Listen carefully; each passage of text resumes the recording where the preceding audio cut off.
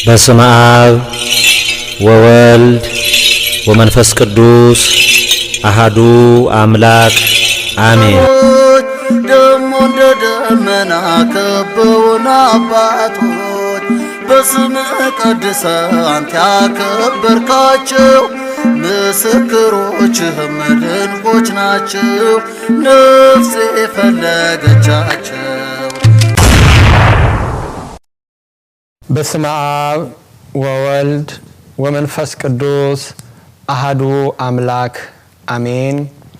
አንድነቱ ሶስትነቱን የማይጠቀልለው ሶስትነቱ አንድነቱን የማይከፍለው በልዩ ሶስትነት አንድ አምላክ በሚሆን በአብ በወልድ በመንፈስ ቅዱስ ስም አምኜ ረድኤተ እግዚአብሔርን አጋዥ በማድረግ ሕያው ዘላለማዊ የሆነውን የእግዚአብሔርን ቃል ማሰማት እጀምራለሁ። የክርስቶስ ቤተሰቦች፣ የእናታችን የእመቤታችን የቅድስት ድንግል ማርያም ወዳጆች እንደምን ሰነበታችሁ? በቸርነቱ በምህረቱና በይቅርታው ጠብቆ ለዚህ ሰዓት ያደረሰን ልዑለ ባሕሪ አምላክ እግዚአብሔር የተመሰገነ ይሁን።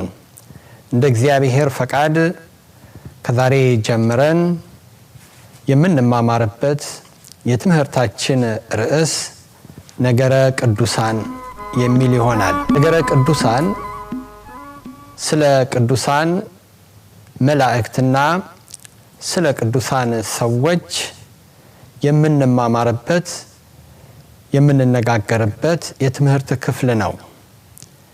ነገረ ቅዱሳን መባሉም የቅዱሳንን ሕይወታቸው የሚዘከርበት ገድላቸው የሚነገርበት በአጠቃላይ በመንፈሳዊ ሕይወታቸው ለእኛ አብነት ሆነው ያለፉበት ሕይወታቸው የሚዘከርበት ስለሆነ ነው።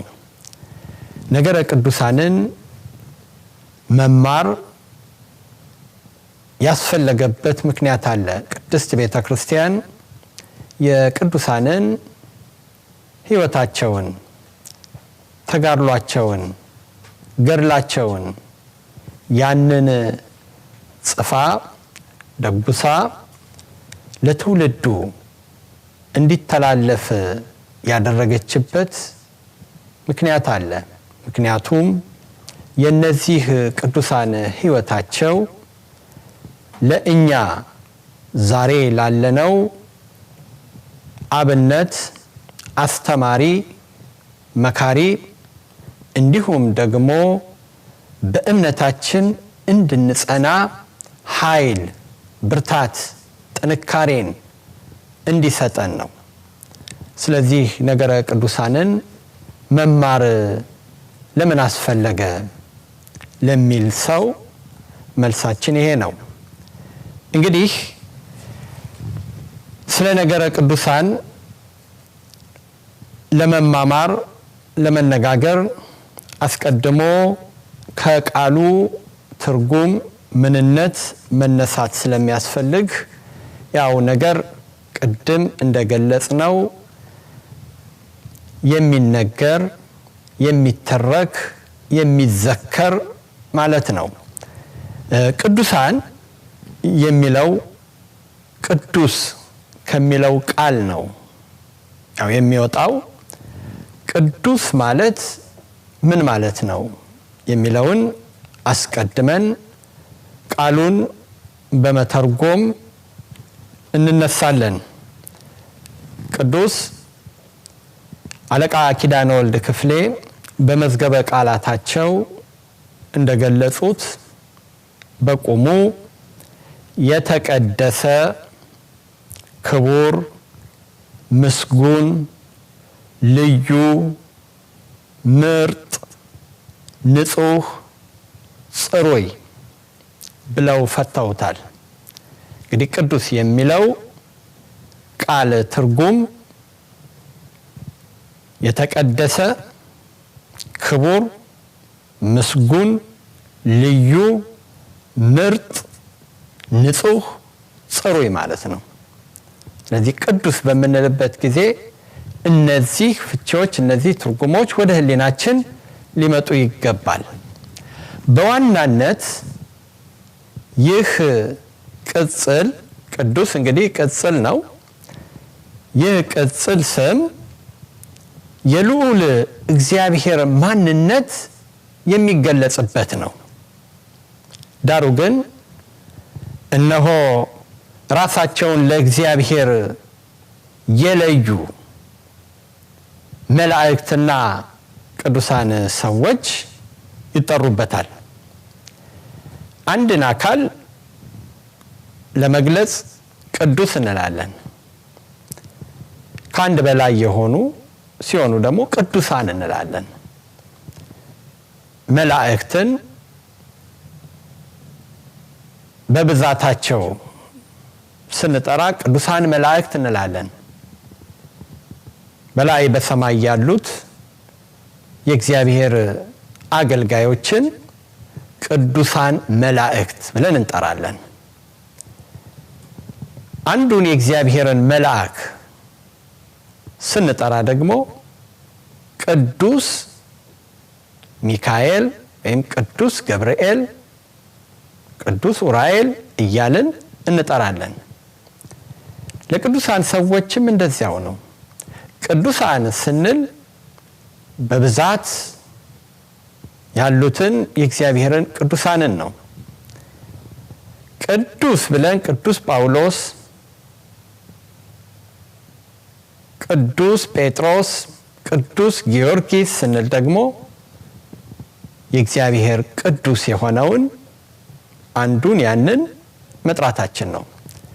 ስለዚህ ቅዱሳን የሚለው ቅዱስ ከሚለው ቃል ነው። ቅዱስ የሚለውን የቃል ትርጉም ቀደም ብለን ገልጸናል። ይህም እንግዲህ በቅዱስ መጽሐፍ ውስጥ በብዙ ቦታዎች ላይ ተጽፎ ተመዝግቦ የምናገኘው ኃይለ ቃል ነው። ፈቃድህን ሁሉ በምድር ባሉት ቅዱሳን ክቡራን ላይ ነው ይላል ነቢየ እግዚአብሔር ቅዱስ ዳዊት በመዝሙር 16 በቁጥር 3 ላይ ፈቃድህ ሁሉ በምድር ባሉት ቅዱሳንና ክቡራን ላይ ነው። አሁን እዚህ ቦታ ላይ ነቢየ እግዚአብሔር ቅዱስ ዳዊት በምድር ባሉት ብሎ በምድር የሚኖሩ የእግዚአብሔር ሰዎች እንደ እግዚአብሔር ፈቃድ የሚኖሩትን ቅዱሳን እንዲሁም ክቡራን ብሎ ነው የጠራቸው። ቅዱስ ማለት ስንተረጉመው ቅድም የተቀደሰ፣ ክቡር፣ ምስጉን ማለት ነው ብለናል እና አሁንም እነዚህ ክቡራን የሆኑ እነዚህ ልዩ ራሳቸውን ለእግዚአብሔር የለዩ ሰዎችን ነው ቅዱሳን ብሎ ቅዱስ ዳዊት የጠራቸው። ሐዋርያው ቅዱስ ጳውሎስም በሮሜ መልእክቱ በምዕራፍ 1 በቁጥር 7 ላይ በእግዚአብሔር ለተወደዳችሁና ቅዱሳን ልትሆኑ ለተጠራችሁ በማለት እግዚአብሔር የወደዳቸውን የሕይወት ጥሪ ያቀረበላቸውን ያንን የእግዚአብሔርን ጥሪ ሰምተው እነሆ ራሳቸውን ለእርሱ የለዩትን እነሱን ነው ቅዱሳን ብሎ ሐዋርያው ቅዱስ ጳውሎስ የገለጻቸው። በኦሪት ዘሌዋውያን ምዕራፍ 11 ቁጥር 44 ላይም እኔ እግዚአብሔር አምላካችሁ ነኝና ሰውነታችሁን ቀድሱ፣ ቅዱሳንም ሁኑ፣ እኔ ቅዱስ ነኝና በምድርም ላይ በሚሳብ ተንቀሳቃሽ ሁሉ ሰውነታችሁን አታርክሱ በማለት ሊቀ ነቢያት ሙሴ እግዚአብሔር አምላክ ለሕዝቡ የተናገረውን ቃል አስፍሮልናል። እግዚአብሔር እኔ ቅዱስ እንደሆንኩ እናንተም ቅዱሳን ሁኑ ስለዚህ የእግዚአብሔር ወገኖች እግዚአብሔርን አምላካቸው ያደረጉ ሰውነታቸውንም የቀደሱ ሰዎች ቅዱሳን ተብለው ይጠራሉ። በሐዋርያት ሥራ በምዕራፍ 9 በቁጥር 13 ላይ ሐናንያ መልሶ ጌታ ሆይ በኢየሩሳሌም በቅዱሳንህ ላይ ስንት ክፉ እንዳደረገ ስለዚህ ሰው ከብዙዎች ሰምቻለሁ በማለት በቅዱሳንህ ላይ ብሎ በመግለጽ በመናገር በዚያን ጊዜ በክርስቶስ አምነው እንደ ፈቃዱ ይኖሩ የነበሩ ክርስቲያኖችን ቅዱሳን ብሎ ጠርቷቸዋል። በሐዋርያት ሥራ ምዕራፍ 9 ቁጥር 32 ላይ ጴጥሮስም በየስፍራው ሁሉ ሲዞር በልዳ ወደሚኖሩ ቅዱሳን ደግሞ ወረደ ይላል። አሁንም በልዳ ወደሚኖሩ ቅዱሳን ብሎ የገለጸው በዚያን በዘመነ ሐዋርያት የነበሩ ራሳቸውን ለክርስቶስ የለዩ ክርስቲያኖችን ነው። እንዲሁም በቁጥር 41 ላይ የሐዋርያት ሥራ ምዕራፍ 9 ቁጥር 41 ላይ እጁንም ለእርሷ ሰጥቶ አስነሳት፣ ቅዱሳንንና መበለቶችንም ጠራ፣ ሕያውም ሆና በፊታቸው አቆማት ይላል። አሁን በተለይ በዚህ በሐዋርያት ሥራ በምዕራፍ 9 ላይ በተለያዩ ቁጥሮች ላይ ቀደም ብለን እንደገለጽነው እንዳየነው በዚያን ዘመን የነበሩ ክርስቲያኖች በክርስቶስ ያመኑ ቅዱሳን እየተባሉ ይጠሩ ነበር። ምክንያቱም ከሌሎቹ ተለይተው በክርስቶስ ያመኑ ስለሆኑ። ቅዱስ ማለት ልዩ ማለት ነው። የተለየ ራሳቸውን ለክርስቶስ የለዩ ለክርስቶስ ያጩ ስለነበሩ ነው ቅዱሳን እየተባሉ ይጠሩ የነበረው። ነገር ግን አሁን እኛ በቅድስት ቤተክርስቲያናችን ቅዱሳን ተብለው የሚጠሩት ሁሉም ክርስትናን ያመነና የተቀበለ ሁሉንም ጭምር አይደለም። ክርስትናን አምኖ ተቀብሎ በቅድስና ሕይወት ለመኖር ነው ወደ ክርስትና የምንመጣው። ክርስቶስን ስናምን እኔ ቅዱስ እንደሆንኩኝ ሁሉ እናንተም ደግሞ ቅዱሳን ሁኑ ብሎ ስለተናገረ በክርስቶስ ያመነ ሁሉ የቅድስናን ሕይወት ገንዘብ ማድረግ ክርስቶስን መምሰል ግዴታው ነው። ግን ክርስቶስን ያልመሰለ ሰው ቅዱስ ተብሎ ሊጠራ አይችልም። በዚያ በዘመነ ሐዋርያት የነበሩ ክርስቲያኖች ራሳቸውን ለክርስቶስ አሳልፈው የሰጡ እንደ ቃሉ የሚኖሩ በብዙ ተጋድሎ ውስጥ ያለፉ ክርስትናቸውንም ጠብቀው የሚኖሩትን ነበረ ቅዱሳን እያሉ ይጠሯቸው የነበረው። ወደ ርክሰት ሕይወት የሄደው ቅዱስ ተብሎ ሊጠራ አይችልም። አስቀድሞ ሃይማኖቱን ስለያዘውና በጥምቀት ክርስቲያን ተብሎ ስለተሰየመና ስለተጠራ ስሙን ስላገኘ ብቻ ቅዱስ ተብሎ ሊጠራ አይችልም። ስለዚህ በዘመነ ሐዋርያት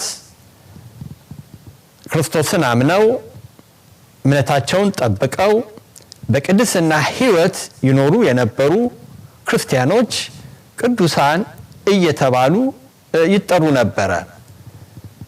ነገር ግን በአንጾኪያ የክርስቶስ ተከታዮች ክርስቶሳውያን ወይም ክርስቲያኖች ተብለው ከተጠሩበት በኋላ ላይ አጠቃላይ ክርስትናን የተቀበሉ ክርስቲያን ተብለው እንደተጠሩ ነው። ስለዚህ ዛሬም ሀብተ ወልድና ስመ ክርስትና ያገኘ በጥምቀት የቤተ ክርስቲያን አባል የሆነ ሁሉ ክርስቲያን ተብሎ ይጠራል። እኔ ክርስቲያን ነኝ ብሎ ይናገራል። የክርስቶስ አማኝ ተከታይ ነኝ በስሙ አምኜ የተጠመቅኩኝ ነኝ ለማለት ነው። እኔ ቅዱስ ነኝ ብሎ ግን አይናገርም ማለት ነው። እኔ ክርስቲያን ነኝ ብሎ ግን ሊናገር ይችላል። በክርስቶስ የማምን ክርስቶስን ያመንኩ የተጠመቅኩ እንደ ሕጉ እንደ ትእዛዙ ለመኖር የወሰንኩ ብሎ መናገር ነው። ቅዱስ ወይም ቅዱሳን ብለን የምንጠራቸው አሁን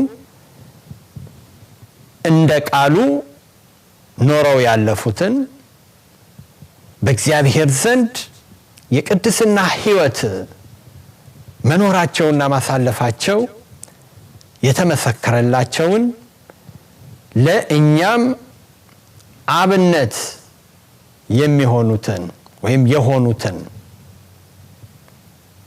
የእግዚአብሔር ቅዱሳንን ነው አሁን ቅዱሳን ብለን የምንጠራው።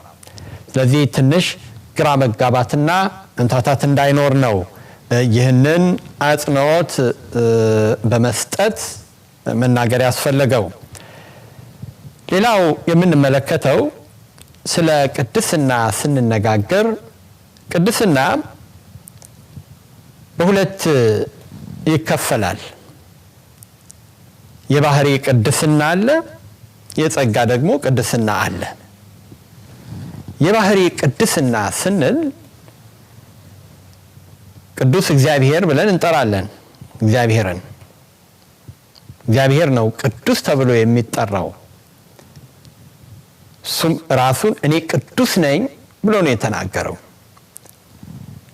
እኔ አምላካችሁ እግዚአብሔር ቅዱስ ነኝ። ኦሪት ዘሌዋውያን ምዕራፍ 19 ቁጥር 2 ላይ እኔ አምላካችሁ እግዚአብሔር ቅዱስ ነኝ። ማንም እንዲህ ብሎ ሊናገር አይችልም ከእግዚአብሔር በቀር። ከእግዚአብሔር በቀር ቅዱስ የሆነ ማንም የለም። ራሱን ቅዱስ ብሎ የሚጠራ ከእግዚአብሔር በቀር ማንም የለም። እኔ እግዚአብሔር ቅዱስ ነኝ ነው ያለው። ስለዚህ ይሄ የባህሪ ቅድስና ነው። ለእግዚአብሔር ቅድስና የባህሪ ገንዘቡ ነው። ምን ማለት ነው? ቅዱስ የሚለውን ቃል ቅድም ስለተረጎምን ልዩ፣ ጽሩይ፣ ክቡር፣ ምስጉን ነው። በቃ በባህሪው ምስጉን ነው። እግዚአብሔር ልዩ ነው። እግዚአብሔር ንጹሕ ባህሪ አምላክ ነው። ስለዚህ እኔ እግዚአብሔር ቅዱስ ነኝ ያለው ለዚህ ነው። እንግዲህ ይላል እተካከለው ዘንድ በማን መሰላችሁኝ ይላል ቅዱሱ ብሎ ነቢየ እግዚአብሔር ኢሳይያስ በምዕራፍ 40 በቁጥር 25 ላይ ይናገራል። እንግዲህ እተካከለው ዘንድ በማን መሰላችሁኝ ይላል ቅዱሱ። በምንም ማንም ሊተካከለው የማይችል ብቸኛ አምላክ ብቸኛ ቅዱስ የሆነ እርሱ ነውና ቅዱሱ ብሎ ተናገረለት። እግዚአብሔር ነው ቅዱሱ እንዲህ ይላል። በትንቢተ ኢሳይያስ ምዕራፍ 6 ቁጥር 3 ላይ በእግዚአብሔር መንበር ዙሪያ ያሉ እነዚያ እልፍ አእላፋት መላእክት ኪሩቤል፣ ሱራፌል ቅዱስ ቅዱስ ቅዱስ የሰራዊት ጌታ እግዚአብሔር እያሉ እንደሚያመሰግኑ ተገልጾልናል። እግዚአብሔር ቅዱስ ነውና ቅድስና የባህሪ ገንዘቡ ስለሆነ ሁልጊዜ ቅዱሳን መላእክት እግዚአብሔርን ቅዱስ ቅዱስ ቅዱስ እያሉ ያመሰግኑታል። አንዱ አብ ቅዱስ ነው፣ አንዱ ወልድ ቅዱስ ነው፣ አንዱ መንፈስ ቅዱስም ቅዱስ ነው። ይህ እንግዲህ ቅድስና የእግዚአብሔር የባህሪ ገንዘቡ ስለሆነ በብቸኝነት እሱ የሚመሰገንበት ነው። በዮሐንስ ራእይ ምዕራፍ 4 ቁጥር 8 ላይ ይሄው ተደግሟል። ምክንያቱም የእግዚአብሔር መላእክት ያለ ማቋረጥ ምግባቸው ይሄ ነው። ለሰከንድ ያክል ለቅጽበት ያክል አያርፉም። ቅዱስ ቅዱስ ቅዱስ ሲሉ ያለ ማቋረጥ እግዚአብሔር በባህሪው ቅዱስ ነውና የሚመሰገንበት ነው፣ ምስጉን ማለት ነው። ስለዚህ እግዚአብሔር በባህሪው ቅዱስ ስለሆነ ቅዱስ የሚለው ቃል ለእግዚአብሔር የባህሪ ገንዘቡ ነው። ለእግዚአብሔር በባህሪ ገንዘብነቱ የብቻው መጠሪያው ነው። በቅድስት ቤተክርስቲያናችንም አሁን በዘወትር የኪዳን ጸሎት ላይ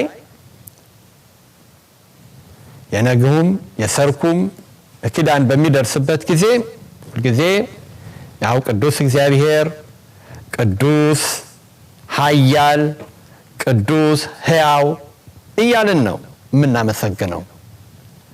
ስለዚህ ቅድስት ቤተክርስቲያን የሰራዊት ጌታ እግዚአብሔር ሁልጊዜ በዚህ ምስጋና እንዲመሰገን ታደርጋለች። ቅዱስ እግዚአብሔር ልዩ ገዢ ማለት ነው። ቅዱስ ልዩ ማለት ነው። እግዚአብሔር ገዢ። ቅዱስ እግዚአብሔር ልዩ ገዢ። ጌትነቱ እንደ ነገስታት በጉልበት፣ እንደ ካህናት በሀብት፣ እንደ ጣዖታት ደግሞ በሐሰት አይደለምና ልዩ ይባላል። ቅዱስ ኃያል ልዩ ኃያል። አሁን ልዩ ኃያል ስንል የተለያዩ ኃይላት ስላሉ ከእነሱ ሁሉ የተለየ የሱ ኃይል ከሌሎቹ ኃይላት ልዩ መሆኑን ለመግለጽ ነው። ቅዱስ ኃያል ኃይል መልአካዊ አለ፣ ኃይል ስጋዊ አለ፣ ኃይል መንፈሳዊ ደግሞ አለ። ኃይል መልአካዊ መላእክት ኃያላን ናቸው። ኃያላን መላእክት እያለን እንጠራለን። ኃይላቸውም ምን ያህል እንደሆነ በቅዱሳት መጻሕፍት ሳይቀር የተገለጸ ነው። የእግዚአብሔር መልአክ አንዱ ሰይፉን ብልጭ ባደረገ ጊዜ ከ20,000 በላይ የሰናክሬም ሰራዊት በአንድ ጊዜ ከመቅጽበት እንደተረፈረፉ በቅዱስ መጽሐፍ ላይ የተገለጸልን ነው። ስለዚህ ኃይል መላእካዊ አለ። የመላእክት ኃይል ኃያላን አድርጎ የፈጠራቸው ልዑል እግዚአብሔር ነው። ኃይላቸውም ከእግዚአብሔር የተገኘ ነው። የነሱ የራሳቸው ገንዘብ አይደለም። የእግዚአብሔርን ኃይል ልዩ የምንለውም ለዛ ነው። አሁን የሌሎቹ ከእግዚአብሔር የተገኘ ነው።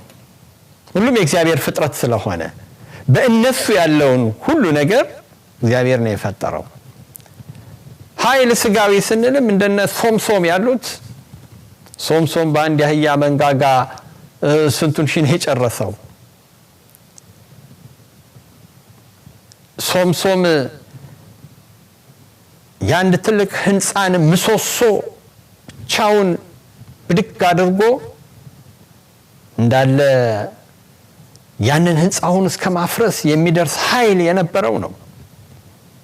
ኃይል ስጋዊ ልክ እንደ ሶምሶም ያሉ ኃያላን አሉ። እንደ ጎልያድ አሁን በጣም ብርቱ የሆነ ሰው ነበረ።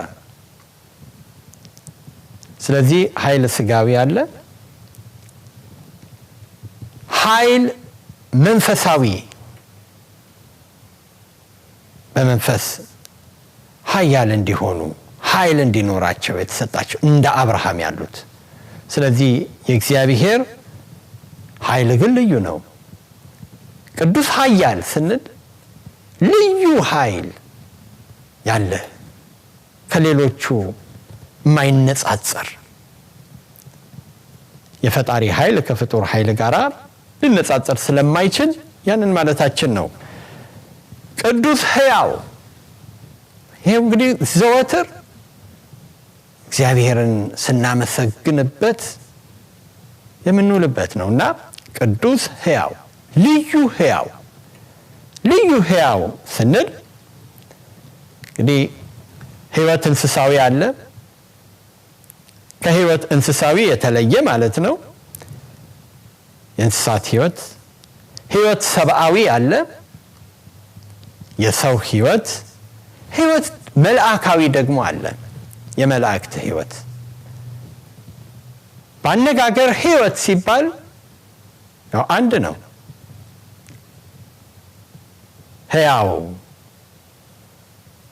ሕያው የሰው ልጅ እየተባለ ሲነገር በሕይወት ያለውን ለማለት ነው በሕይወት አለ ብለን ስለ አንድ እንስሳም ስንናገር ስለዚያ ሕይወት ስላለው ፍጥረት ነው የምንናገረው ከነዚህ ሁሉ የተለየ ነው ሕይወት እንስሳዊ በልደት የሚገኝ ነው ነገር ግን በሞት ይታጣል ይወሰዳል እንደተወሰደ ይቀራል የእንስሳት ሕይወት እንደዛ ነው ጊዜያዊ ነው ሕይወት ሰብአዊ በልደት ይሰጣል በሞት ይወሰዳል ስንሞት ሕያው ነፍስ ከስጋ ተለይታ ነው የምትሄደው ነገር ግን እንደ እንስሳት አይደለም በትንሣኤ ዘጉባኤ ደግሞ እንደገና ይመለሳል ሕይወት መልአካዊ ሲፈጠሩ የተሰጣቸው ነው ከዚያም በኋላ ላይ አይወሰድባቸውም ሕያዋን ሆነው የሚኖሩ ናቸው ቅዱሳን ሕያዋን መላእክት እያልን እንናገራለን ቅዱስ ሕያው ስንል እግዚአብሔርን ከነዚህ ሁሉ የተለየ ነው መላእክትም ሕይወትን ያገኙት ከእግዚአብሔር ነው ፍጡራን ናቸው ያልነበሩበት ዘመን አለና እግዚአብሔርን ግን ሕያው ስንል ቅዱስ ሕያው ስንል የሱ ሕያውነት ልዩ ነው ከሆነበት ዘመን ጀምሮ ሕያው ነው መቼ ሕያው ነው ስለዚህ ቅዱስ የሚለውን ለእግዚአብሔር በሚነገርበት ጊዜ የባህሪው መሆኑን መገንዘብ ያስፈልጋል የባህሪው ስንል በስጦታ ከማንም ያላገኘው ኖሮ ኋላ ላይ ያገኘው ማለት አይደለም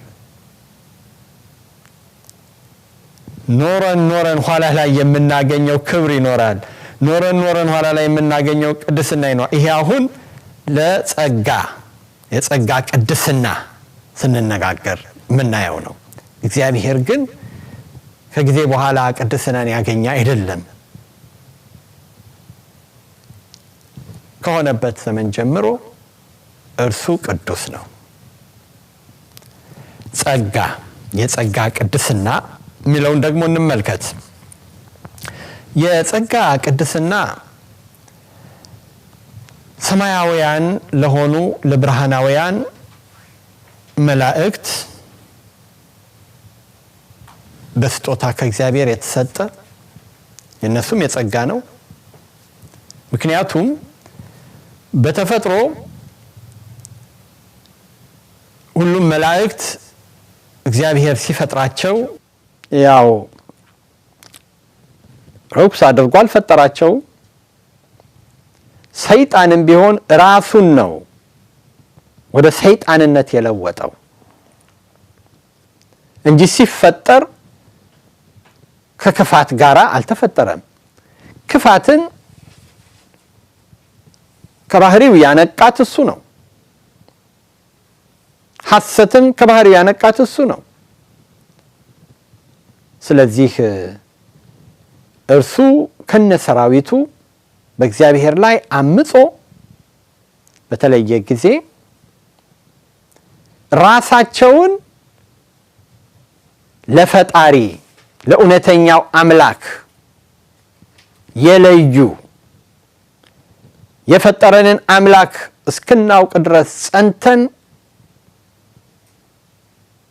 እንቆማለን በሚለው በመልአኩ በቅዱስ ገብርኤል ቃል ጸንተው የተገኙ እነዚህ ቅዱሳን መላእክት ተብለዋል። ሰይጣን ርኩስ ነው፣ በርክሰት ህይወት ውስጥ ያለ ነው አሁን። እነዚህ ግን ቅዱሳን መላእክት ብለን እንጠራቸዋለን። ስለዚህ የጸጋ ቅድስና በምንልበት ጊዜ የእግዚአብሔር የሆኑ ራሳቸውን ለእግዚአብሔር የለዩ ሰማያውያን መላእክትም እንዲሁም ደግሞ በዚህ ምድር ላይ በነበራቸው ቆይታ እግዚአብሔርን ደስ ያሰኙ በህይወታቸውም እግዚአብሔርን ያከበሩ እግዚአብሔርም ደግሞ ለእነሱ የመሰከረላቸው ሰዎች የሚጠሩበት ይሄ ቅድስና ከእግዚአብሔር በጸጋ ያገኙበት ስለሆነ ቅዱሳን ብለን እንጠራቸዋለን። ስለዚህ የጸጋ ቅድስና የምንለው በስጦታ ከእግዚአብሔር የሚሰጥ ነው። ለመላእክት ራሳቸውን ከሰይጣን ለይተው ለእግዚአብሔር የታመኑ ሆነው በመገኘታቸው እግዚአብሔር የተሰጣቸው ነው።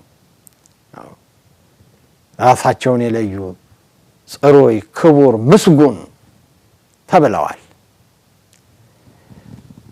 በምድር ላይ ያሉ የሰው ልጆችም እንደ እግዚአብሔር ቃል ራሳቸውን በቃሉ መሰረት ያኖሩ በመሆናቸው ክቡር፣ ጽሩይ፣ ምስጉን፣ ቅዱስ ብሎ እግዚአብሔር ይህንን ቅድስና ሰጥቷቸዋል። አሁን በስጦታ ያገኙት ነው። ስለዚህ ቅድስና የባህሪና የጸጋ ብለን የምንለየው ይህ እንግዲህ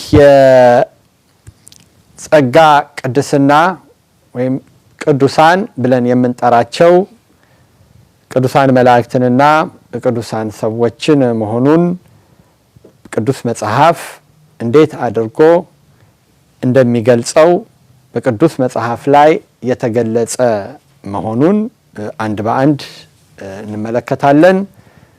ለዛሬው በዚሁ ይቆየን። በሚቀጥለው ጊዜ ይህ የጸጋ ቅድስና ያገኙት ቅዱሳን ብለን የምንጠራቸው እነሱ እነማን ናቸው?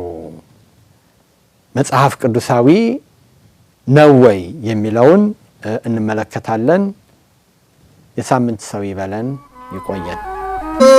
ደሞ እንደ ደመና ከበውና አባቶች በስምህ ቀድሰህ አንተ ያከበርካቸው ምስክሮችህም ድንቆች ናቸው። ነፍሴ ፈለገቻቸው